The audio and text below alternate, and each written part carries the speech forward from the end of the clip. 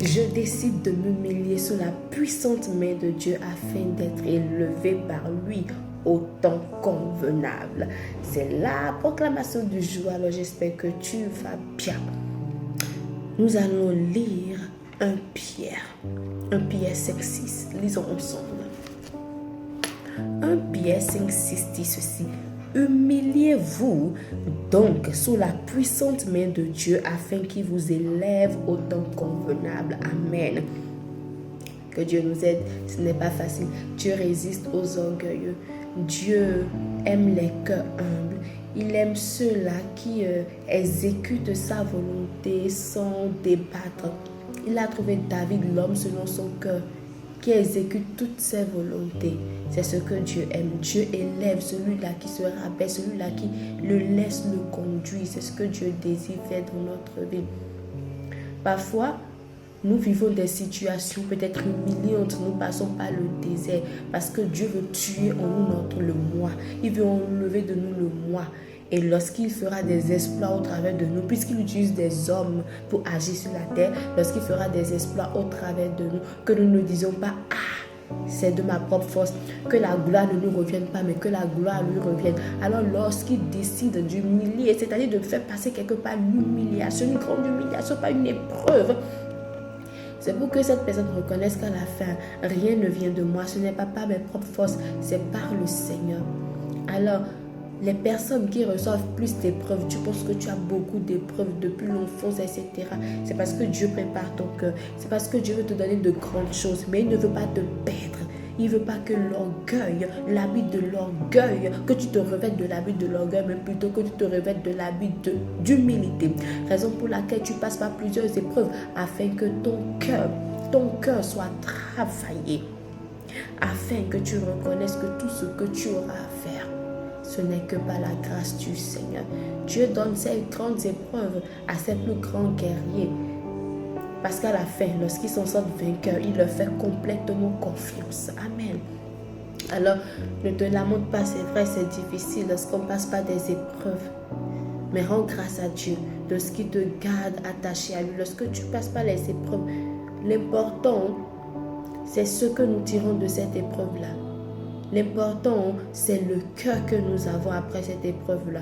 Souvent, nous pouvons passer par des épreuves et le cœur à la fin est gris. Le cœur à la fin est frustré, est rempli de colère, rempli de haine.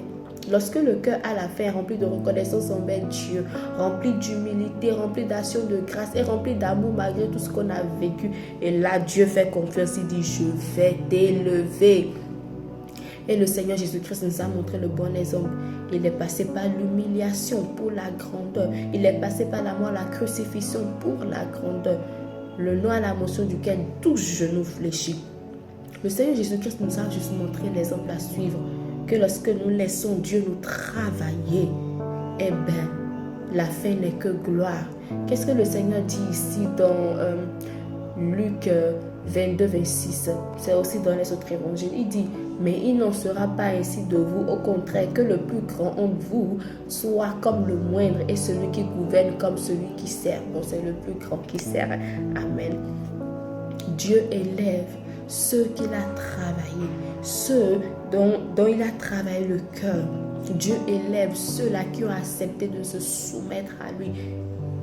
Lorsque tu te soumets à la volonté de Dieu, même les petites recommandations de Dieu, il te fait confiance. Parce qu'on te donnera de grandes choses lorsque tu auras été trouvé fidèle en la gestion des petites choses. Alors Père, nous prions afin que ta sensibilité, la sensibilité spirituelle soit notre partage, afin que même dans les petites recommandations, que nous soyons fidèles, Seigneur. Lorsque tu nous donnes des ordres, Seigneur, nous voulons nous lever automatiquement et accomplir ces ordres au nom de Jésus-Christ. Oh, nous désirons des cœurs humbles, des cœurs soumis à toi, des cœurs qui exécutent ta volonté, des cœurs qui ne regardent pas leur gloire, leur apparence, à leur dignité, mais des cœurs qui regardent à toi, à ta gloire. Parce que c'est toi l'important. Nous ne nous sommes pas créés, nous ne nous appartenons même pas. C'est toi l'important, Seigneur. Alors nous voulons nous soumettre pleinement à toi. Que seule ta volonté soit faite, que toi seul sois vu. Si toi tu veux te glorifier en un homme, tu l'humilies d'abord, tu le fais passer par l'épreuve et tu brises en lui le moi, afin qu'il reconnaisse que tout vient de toi, afin qu'il te donne toute la gloire. Amen. Nous allons aussi lire un autre verset, un Chronique. Nous sommes dans un Chronique 15, verset 34, qui dit: louez l'Éternel car il est bon, car sa miséricorde durera toujours. Ne jamais cesser de remercier Dieu pour tout ce qu'il fait dans notre vie. C'est bon de rendre grâce à Dieu pour tout. Nous rendons grâce à Dieu pour hier, pour aujourd'hui et pour demain. Nous rendons grâce à Dieu pour sa bonté envers nous. Nous rendons grâce à Dieu pour son amour infini envers nous, parce qu'il nous aime, pour sa protection, pour son pardon. Lorsque nous demandons pardon, il nous pardonne. Si Dieu ne pardonnait pas, si Dieu n'était pas bon, on serait tous écrasés, calcinés au moment où nous parlons, parce que nous faisons tant d'erreurs. Alors Père, nous venons, mes frères et moi, nous venons, mes soeurs et moi, nous venons te dire merci. Merci pour ta bonté, merci pour ta miséricorde, merci pour ta grâce envers nous. Merci pour ton amour infini, merci pour qui tu es, oh Dieu saint. Ah, nous sommes privilégiés d'avoir un bon Père comme toi, d'avoir un bon Maître comme toi, d'avoir un bon Dieu comme toi, d'avoir un guide comme toi. Tu es notre soutien, notre appui, notre victoire. Nous te disons merci. Reçois toute la gloire. À toi soit la gloire, à toi soit la gloire, à toi soit la gloire, pour toujours, amen. À toi